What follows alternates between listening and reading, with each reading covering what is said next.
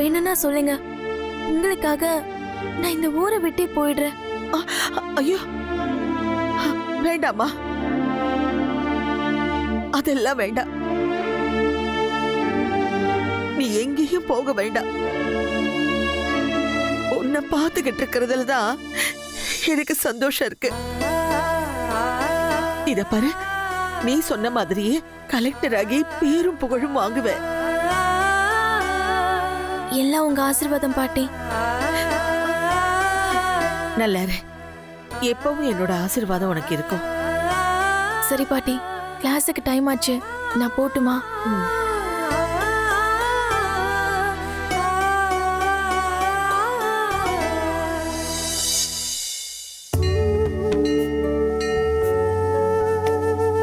சாமி, ஜீவா சார் தீபிகாவை கல்யாணம் பண்ணிக்கிட்டு தீர்காயுசா இருக்கணும். அதுக்கு நீதான் அருள் புரியணும்.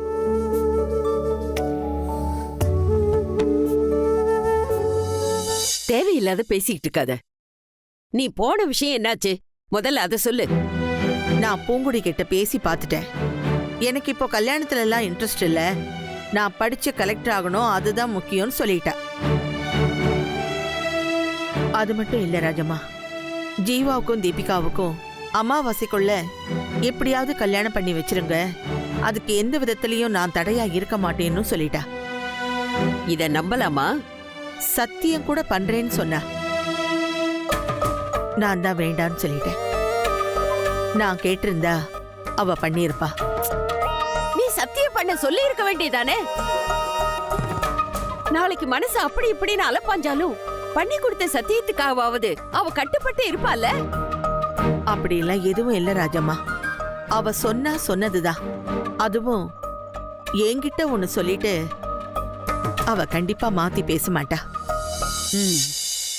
சரி, இதோட விட்டுற கூடாது. இந்த சந்தர்ப்பத்தை நல்லா பயன்படுத்திக்கணும்.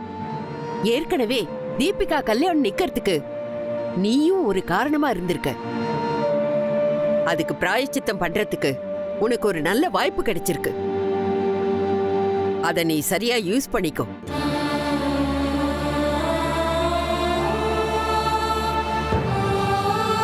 சரி, நீயே சொல்லு, நான் என்ன செய்யணும்? முதல்ல ஒரு கோயில்ல வச்சு ஜீவாவுக்கும் தீபிகாவுக்கும் மாலை மாத்தி கல்யாணம் பண்றதுக்கு உறுதிப்படுத்தி ஆகணும். அதுக்கப்புறம் கல்யாணத்துக்கு ஒரு நல்ல முகூர்த்தத்தை முடிவு பண்ணணும்.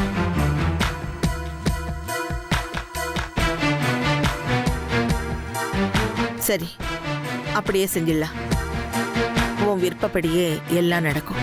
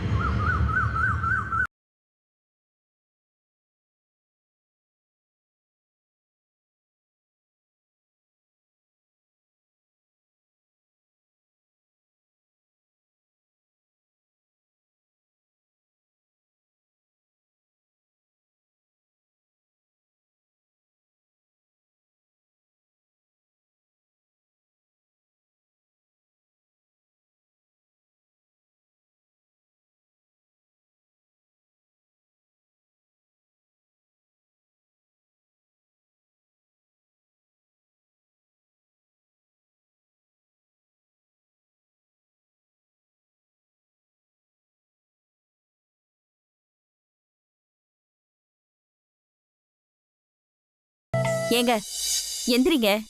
என்னங்க எந்திரிங்க. கட்டு என்னங்க கட்டுப்பா சொல்றேன். என்னங்க கட்டு எழுந்திருங்க. என்ன என்னமோ புலம்பிட்டு இருந்தீங்க? கட்டுப்பா கட்டுப்பாவா? கட்டுப்பான்னு தான் சொன்னேன். ஜீவா தீபிகாவை கல்யாணம் பண்ண சம்மதிச்சிட்டான். கோயில்ல வச்சு கல்யாணம் நடக்குது. கனவுல கூட அவன் தாலி கட்டதை பார்க்க முடியாம எழுப்பிட்டியம்மா. அதான், அது கனவுல கூட நடக்காது. சரி, அதெல்லாம் இருக்கட்டும். முதல்ல என் கூட வாங்க. எங்கம்மா? முதல்ல வாங்க சொல்றேன்.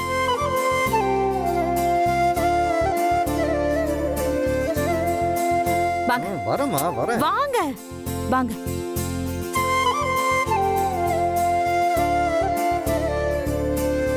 வாங்க. என்ன அங்க பாத்தீங்களா?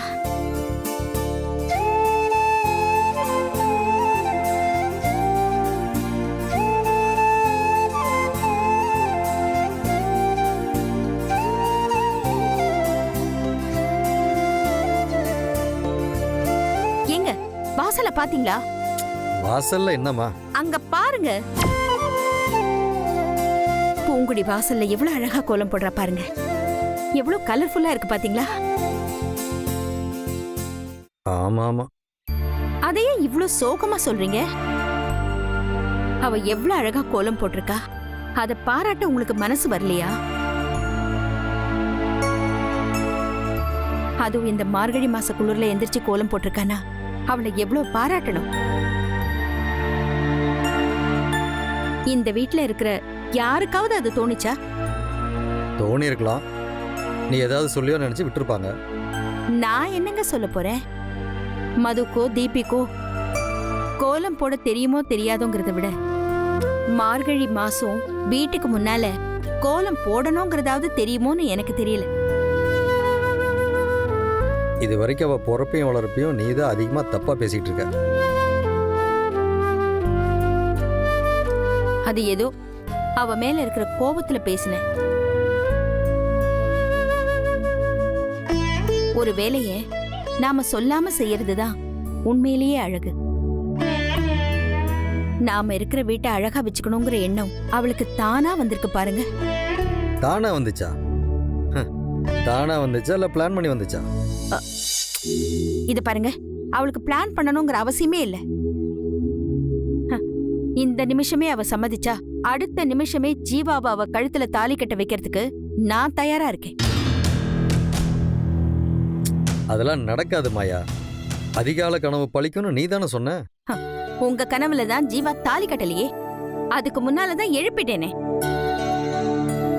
பாத்தீங்களா, கனவுல கூட நீங்க நினைச்ச கல்யாணத்தை நான் நடத்த விடல. இந்த வீட்டுக்கு மருமகளாக வேண்டிய தகுதி பூங்குடிக்கு தான் இருக்கு.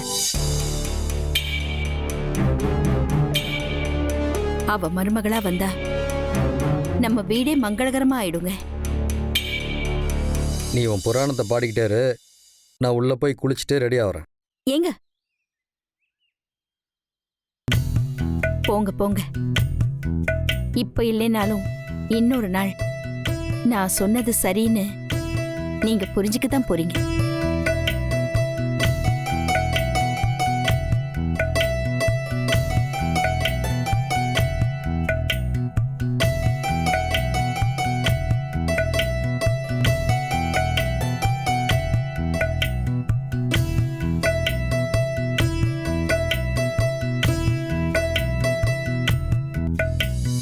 கோலம் ரொம்ப அழகா இருக்கு பூங்குடி. Thanks sir. எங்க வீட்டு முன்னாடி இந்த மாதிரி கோலம் போட்டு நான் பார்த்ததே இல்லை. மார்கழி மாசம் வீட்டுக்கு முன்னாடி கோலம் போட்டா நல்லதுன்னு சொல்லுவாங்க. நானும் தினமும் பார்க்கறேன், யாருமே கோலம் போட காணோம்.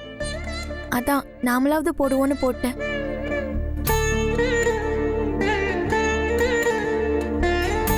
எல்லாத்துலயுமே நீ தான் பெஸ்ட் பூங்குடி. எனக்கு ரெக்கார்ட் நோட் எழுதணும் சார், நான் மேலே போறேன். ஒரு நிமிஷம். இப்படி ஒரு அழகான கோலம் போட்டவன் கைக்கு தங்க மோதிரம் போடணும். ஒன்றும் வேணாம் சார். ரொம்ப பாராட்டினீங்கன்னா நாளையில இருந்து நான் கோலமே போட மாட்டேன்.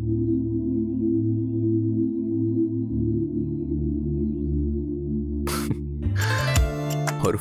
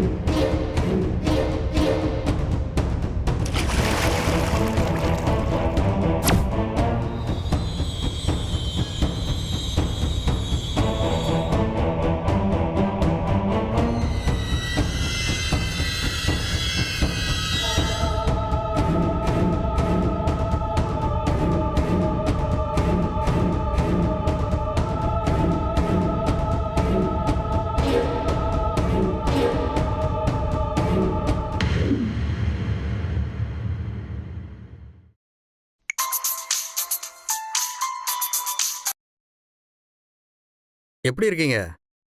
நல்லா இருக்கேன்னு சொன்னா அதுக்கு சந்தோஷப்பட போறீங்களா? இல்ல நல்லா இல்லேன்னு சொன்னா விழுந்தடிச்சு ஓடி வர போறீங்களா? என்னங்க ஆச்சு? ஏன் இப்படி எல்லாம் பேசுறீங்க? வேற எப்படி பேச சொல்றீங்க? அன்னைக்கு நானும் ராஜம்மாவும் வந்து தேதி குறிங்கன்னு சொன்னோம். அதுக்கு ஏற்பாடு பண்ணாம நீங்க பூங்கொடியை வீட்டுக்கு கூட்டிட்டு வந்தீங்க. மறுபடியும் வந்து நாங்களே பேசணும். உங்க சம்சாரம் எங்களுக்கு கொஞ்சம் கூட மரியாதை கொடுக்காம பேசிட்டாங்க. அதான் அன்னைக்கு நானே வந்து உங்ககிட்ட பேசி சாரி கேட்டு தீபிகாவை கல்யாணம் பண்ணி வைக்கிறேன்னு ப்ராமிஸ் பண்ணிட்டு வந்தேனே. பிராமிஸ் பண்ணிட்டா அதோட எல்லாம் சரியா போச்சா? அது நிச்சயதார்த்தம் ஆயிடுமா? நிச்சயதார்த்தம் ஆகாதுதான். இல்ல இல்ல, அப்புறம் எனக்கு என்னன்னு இருந்தா என்ன அர்த்தம்? ஒவ்வொரு தடவையும் இந்த கல்யாண விஷயத்தை பத்தி நாங்க தான் அங்க வந்து பேசணுமா? அப்படிலாம் ஒண்ணும் இல்லம்மா. சரி, அன்னைக்கு நம்ம வீட்டுக்கு வந்து பெருசா எல்லாரும் முன்னாடி ப்ராமிஸ் பண்ணிட்டு போனீங்க. அதை செயல்படுத்துறதுக்காக என்ன பண்ணீங்க? அது நான் ட்ரை பண்ணிட்டு தாம்மா இருக்கேன். டாக்டரும் வக்கீலும் தான் எத்தனை வருஷம் எக்ஸ்பீரியன்ஸ் இருந்தாலும் கடைசி வரைக்கும் பிராக்டிஸ் பண்றோம்னு தான் சொல்லுவாங்க. நீங்களும் கடைசி வரைக்கும் அப்படித்தான் சொல்ல போறீங்கன்னு நினைக்கிறேன். இல்லைங்க, நான் சீரியஸா தான் அதை பத்தி திங்க் பண்ணிட்டு இருக்கேன். நீங்க திங்க் பண்றத இங்க வந்து எங்க கிட்ட சொல்லுங்க. அது கதைக்கு ஆகுமா ஆகாதான்னு நாங்க சொல்றோம். சரிம்மா, நான் இப்பவே வரேன். நீங்க மட்டும் வராதீங்க, மாயாவதியையும் கூட்டிக்கிட்டு வாங்க. இல்ல, மாயா கண்டிப்பா வரணுமா? பின்ன உங்க வீட்ல உங்களுக்கு என்ன மரியாதை இருக்கு, உங்க பேச்சு எப்படி எடுபடும்னு எங்களுக்கு தெரியாதா? நாளைக்கு எங்க வீட்டுக்கார் சொன்னதுக்கும் எனக்கும் எந்த சம்பந்தமும் இல்லைன்னு மாயாவதி சொல்லிட்டா அப்ப என்ன பண்றது? அதனால மாயாவதியை கூட்டிட்டு உடனே இங்க வர்றீங்க. சரிங்க. ஓகே, நான் போனை கட் பண்றேன். ஏங்க, நான் ரெடி. கிளம்பலாமா? ஏங்க, என்னங்க திரு திருன்னு முழிச்சிட்டு இருக்கீங்க? பார்வதி அம்மா ஃபோன் பண்ணாங்க. என்ன கல்யாண விஷயத்தை பத்தி பேச மறுபடியும் இங்க வராங்களா? இல்லம்மா, கல்யாணத்தை பத்தி பேசணும். ஒவ்வொரு தடவையும் நாங்க தான் வந்து பேசணுமா? நீங்க வந்து பேச மாட்டீங்களான்னு உடனே புறப்பட்டு வர சொல்றாங்க. மகாராசனா போயிட்டு வாங்க. யார கல்யாணம் பண்ணிக்கணும்னு அவங்க முடிவெடுக்க முடியாது. ஆனா ஜீவா யார கல்யாணம் பண்ணிக்கணும்னு முடிவெடுக்க வேண்டியது நாம தான். அத மனசுல வச்சுட்டு போயிட்டு வாங்க. அவங்க உன்னையும் தான் கூட்டிட்டு வர சொல்றாங்க. என்னையவா? நான் எதுக்கு? டீட்டெயில் எதுவும் சொல்லல, ஆனா கூட்டிட்டு வான்னு சொன்னாங்க. கை நீட்டி நிறைய பணம் வாங்கி வச்சிருக்கோம். அவங்ககிட்ட ஏன் எப்படின்னு சட்டமா கேட்க முடியும். அன்னைக்கு இங்க வந்த இடத்துல உங்களை மட்டும் தட்டி பேசினாங்க. என்னால பொறுத்துக்க முடியாம வெளியில போக சொல்ல வேண்டியிருக்கும்னு சொன்னேன். அதனால அவங்க இங்க வராம நம்மள அங்க வர சொல்லி கேவலப்படுத்தணும்னு நினைக்கிறாங்க. இருக்கட்டுமா, சரி போலாமா? வர. அவங்க கூப்பிட்டதுக்காக உங்கள மாதிரி பயந்துகிட்டு ஓடி வரல. தனியா போனா இன்னும் ஏடா கூடமா ஏதாவது வாக்கு கொடுத்துருவீங்க. அதுக்காக தான் வரேன். மாயா, எதுவுமே பேசாம சும்மா இருந்தா போதும். பேச வேண்டியதெல்லாம் நான் பேசிக்கிறேன். நான் பேசுறதா வேண்டாமான்னு அவங்க பேசுறத பொறுத்து இருக்கு. சரிம்மா, பேசுறதுனா கொஞ்சம் பார்த்து பேசு. வார்த்தை முத்திடாம பாத்துக்கா ப்ளீஸ். நான் பொண்ணை பெத்தவல்ல, புள்ளைய பெத்தவ. இருந்தாலும் ரவிசங்கர்கிட்ட எக்கச்சக்கமா கை நீட்டி பணம் வாங்கியிருக்கம்மா. இப்ப என் குடிமை அவன் கையில. நீங்க ரவி கிட்ட பணம் வாங்கினது அவங்க வீட்ல எல்லாருக்கும் தெரியுமா? அவங்களுக்குலாம் யாருக்கும் தெரியாது. இது வரைக்கும் அவன் சொல்லல. சரி, வாங்க போலாம். என்ன நடக்குதுன்னு பார்க்கலாம்.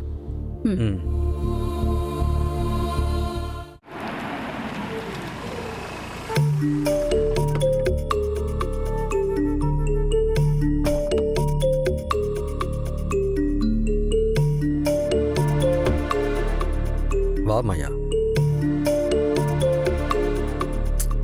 வாமா.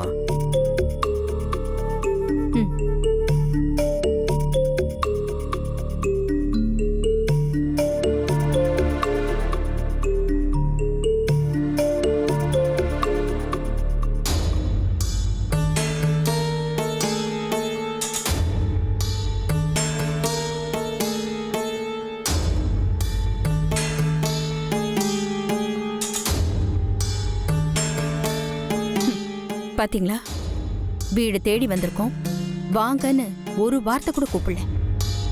இப்படி அவமானப்படுறதுக்காகத்தான் என்னை வற்புறுத்தி கூட்டிட்டு வந்தீங்களா? மாயா, நம்மளாம் ஒண்ணுக்குள்ள ஒண்ணு, எதுக்கு ஃபார்மாலிட்டிஸ்லாம் பார்த்துக்கிட்டு? வா வாமா.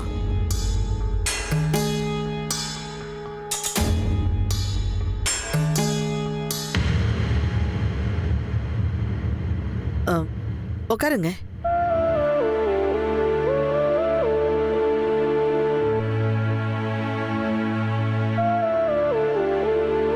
உட்காருமா.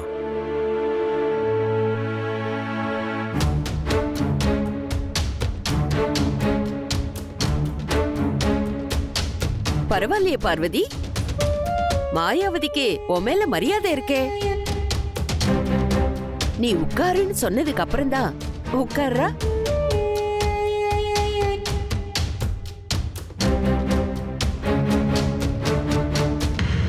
இத பாருங்க, சும்மா இந்த குத்தல் பேச்செல்லாம் வேண்டாம். எதுக்கு வர சொன்னீங்க அத சொல்லுங்க முதல்ல. அப்போ ஸ்ரீராம் உங்ககிட்ட ஒண்ணுமே சொல்லலையா? இல்ல, எதுக்கு வர சொன்னீங்கன்னு தெரியாதுன்னு சொல்லிட்டாரு. ஓ, ஒண்ணுமே சொல்லலையா? பார்வதி, ஸ்ரீராம் ஒண்ணுமே சொல்லலையா? விஷயத்த நீ சொல்றியா இல்ல நான் சொல்லட்டுமா? நானே சொல்லிடுறேன். இல்ல இல்ல, வேண்டாம் வேண்டாம். நீ சொன்னா மைதா மாவுல விளக்கெண்ணெய் ஊத்துன மாதிரி வழ வழன்னு குழப்பி விட்டுருவ. மாயா புத்திசாலி, சும்மா பாயிண்ட் இதுதான் ஆரம்பிச்சா போதும் கப்பன்னு புடிச்சுப்பாளே. அதனால நான் சொன்னாதான் மாயாவதிக்கு நல்லா புரியும். இல்ல மாயா? ஏதோ வம்பு வளர்க்கறதுக்காகத்தான் கூப்பிட்டிருக்கீங்கன்னு எனக்கு நல்லா தெரியுது. ச்சே, ச்சே, ச்சே. உங்கிட்ட வம்பு வளர்த்து எங்களுக்கு என்ன ஆக போகுது? அம்மா, சும்மா ஏமா இவ்வளவு டென்ஷன் பண்ணிட்டு இருக்கீங்க? பட்டுன்னு விஷயத்த சொல்லிடுங்க. சொல்ல வேண்டியது நான் இல்ல, மாயாதான். அமாவாசைக்குள்ள ஜீவாவுக்கு கல்யாணம் பண்ணி வைக்கணும்னு சாமியார் சொன்னதா சொன்ன. நாங்களும் அதுக்குள்ள ஒரு தேதியை குறிச்சு சொல்லுன்னு வீடு தேடி வந்து சொன்னோம். உடனே ஏற்பாடு பண்றேன்னு ஸ்ரீராம் இங்க வந்து சத்தியம் பண்ணிட்டு போனாரு. அதுக்கப்புறம் ஒரு பேச்சையும் காணுமே. என்னாச்சு? ஏதாவது தேதி கீதி குறிச்சிங்களா இல்லையா? இல்ல, அது சம்பந்தமா நாங்க யோசிச்சுக்கிட்டு தான் இருக்கோம். ஸ்ரீராம், நான் உங்ககிட்ட கேட்கல, மாயாவதி கிட்ட தான் கேட்டேன். மாயாவதியே வாயை திறந்து பதில் சொல்லட்டும். என்ன ஏதோ போலீஸ்காரங்க கேள்வி கேக்குற மாதிரி கேக்குறீங்க? நானும் வந்ததுலேருந்தே பாத்துக்கிட்டு இருக்கேன், உங்க நடவடிக்கையே சரியில்லையே. ஓ நடவடிக்கை சரியா இருக்கா? சரியா இருக்கிற மாதிரி தான் நீ நடந்துக்கிறியா? இந்த கல்யாண விஷயத்தை பத்தி நாங்க தான் ஒவ்வொரு தடவையும் ஓ வீட்டுக்கு வந்து பேசணுமா? ஏன் நீங்க வந்து பேசக்கூடாதா? நீங்களா வந்து பேசினா என்ன உங்க கிரீடம் அப்படியே கழண்டு ஓடிடுமா? ராஜம்மா கேக்குறது நியாயம் தானே மாயா? நீ எதுக்கு கோவப்படுற? நானே உங்க வீட்டுக்கு வந்து கோவமா பேசிட்டு வந்தேன். அப்படி இருந்தோம் இந்த கல்யாண விஷயத்துல ஒரு முன்னேற்றமும் இல்லையே மாயா? எங்களுக்கு என்ன 10 பிள்ளைங்களா இருக்கு? இந்த பிள்ளை எப்படியோ போனா கூட அடுத்த பிள்ளையோட வாழ்க்கைய நல்லபடியா அமைச்சு பாத்துக்குவோன்னு நினைக்கிறதுக்கு எனக்கு மட்டும் இல்ல, பூங்கோத நாச்சியார் வம்சத்தை வாழ வைக்கிறதுக்கும் தொடர வைக்கிறதுக்கும் தீபிகா ஒருத்தி தானே இருக்கா. இந்த குடும்பத்துக்கு முதல் கல்யாணம் மண்டபம் வரைக்கும் போய் மானங்கிட்டு நின்னு போச்சு. கல்யாணம் ஆகாத பொண்ண மருமகன்னு கொண்டு போய் உங்க வீட்டுல வச்சுக்கிட்டு இப்படி இழுத்தடிச்சுக்கிட்டு இருக்கீங்க. சொந்த பந்தத்துல எங்களை கேவலமா பேசுறத இன்னும் எத்தனை நாளைக்கு தான் நாங்க கேட்டுக்கிட்டு இருக்கிறது? ஆமா மாயா, ஏற்கனவே ஒரு தடவை தீபிகா எல்லாத்தையும் மறந்து சாமியாரா போனா இல்ல, அந்த மாதிரி இனிமே எனக்கு கல்யாண வாழ்க்கையே வேண்டாம்னு சொல்லிட்டானா? இந்த நாச்சியார் வம்சமே அடியோட அழிஞ்சு போயிடுமே. அதனால்தான் நாங்க ஒரு முடிவுக்கு வந்திருக்கோம்.